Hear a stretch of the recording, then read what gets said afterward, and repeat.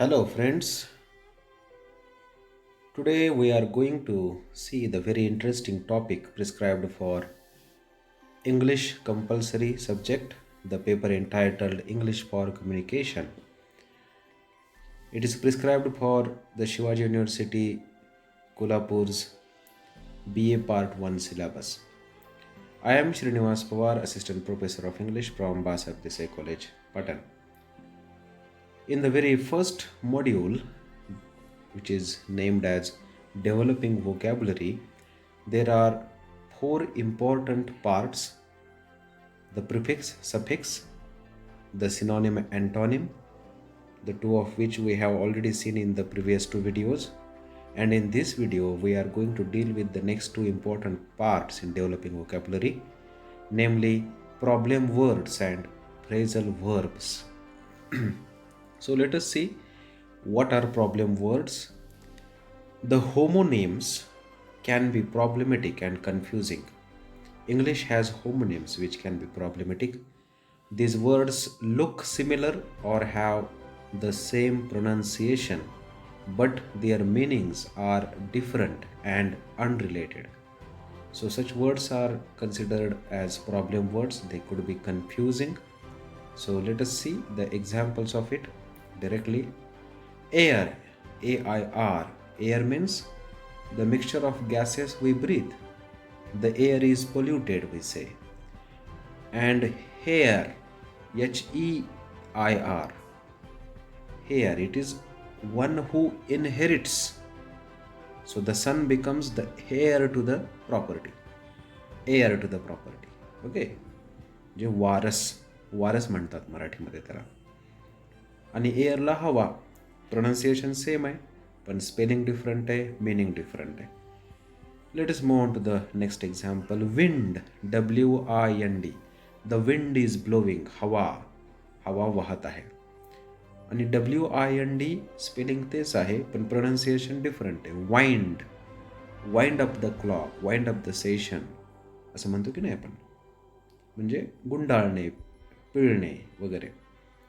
अजून काही एक्झाम्पल्स बघूया प्रॉब्लेम वर्ड्सचेच. Except, EXCEPT. एक्सेप्ट म्हणजे च्या शिवाय, अपार्ट फ्रॉम. त्याचं वाक्यामध्ये रूपांतर करून बघता येईल आपल्याला. We work every day except Sunday and holidays. दुसरा तसाच शब्द आहे एक्सपेक्ट, EXPECT. एक्सपेक्ट म्हणजे टू विश फॉर, आशा करणे. She expects good marks in the exam. Okay, हे नेहमी कन्फ्यूज होणारे वर्ड्स आहेत, त्यालाच प्रॉब्लेम वर्ड्स म्हणतात. हेअर, ह्या तर नेहमी वापरला गेलो. कम हेअर असं म्हणतो आपण, HERE. आणि HEAR, हिअर म्हणजे लिसन, ऐकणे. Can you hear me students, can you understand me, can you hear me असं म्हणतात. अजून एक एक्झाम्पल घेऊया. Adopt, ADOPT. अडॉप्ट म्हणजे दत्तक घेणे. She adopted a girl from the orphanage असं म्हणतो. Adapt, ADAPT. अडॅप्ट म्हणजे मॉडिफाय होणे, चेंज होणे. We need to adapt to the new technology. जसं आता कोरोना पॅन्डेमिकमुळं लर्निंग आहे की नाही, मोबाईलवरून आपण शिकतोय. ॲडेप्ट, ॲडेप्ट स्पेलिंग चुकलं आहे, ADEPT असं काही. ॲडेप्ट म्हणजे skilful. He is adept at playing cricket, he is adept at playing tabla की नाही, to be skilful in some work. यानंतर आता फ्रेझल वर्ब्स बघूया काय आहेत ते. A phrasal verb is a combination of a standard verb, especially native verb like go, look की नाही, असे जे मेन वर्ब्स आहेत त्यांचं कॉम्बिनेशन. कशासोबत? And a preposition or an adverb which are called participles. Participles अव्यय, ज्यांना की स्वतःचा मिनिंग नसतो, पण एखाद्या वर्डसोबत ते ॲडजस्टंट जर झाले, जोडून आले मागे किंवा पुढे, प्रिफिक्स सफिक्समध्ये आपण बघितलं तसं, तर त्यांना मात्र वेगळा वर्ब, वेगळा अर्थ प्राप्त होतो. आता हे phrasal verbs are extremely common in colloquial English. जे की बोलीभाषा आहे इंग्लिशची त्याच्यामध्ये अतिशय कॉमन आहेत. डायरेक्टली एक्झाम्पल्स बघूया म्हणजे आपल्या लक्षात येईल. Blow, BLOW. ब्लो म्हणजे फुंकणे किंवा ठोसा मारणे असा येतात. एकाच शब्दाचे भरपूर अर्थ पण होतात. त्याच्यात एखादी प्रिपोजिशन ॲड करून किंवा ॲडव्हर्बियल फ्रेज ॲड करून अजून वेगळे अर्थ होतात. कसे बघा, ब्लो इन याचा अर्थ काय आहे? टू ब्लो इन म्हणजे visit unexpectedly. My friend blew in, आता हे पास्ट आहे ब्लोचं. My friend blew in my home on last Sunday. गेल्या रविवारी माझा फ्रेंड अचानक आला, अचानक त्यांनी भेट दिली. तसंच ब्लो ऑफ म्हणजे बाहेर सोडणे असा अर्थ. Blow up, UP, blow up म्हणजे उडवणे.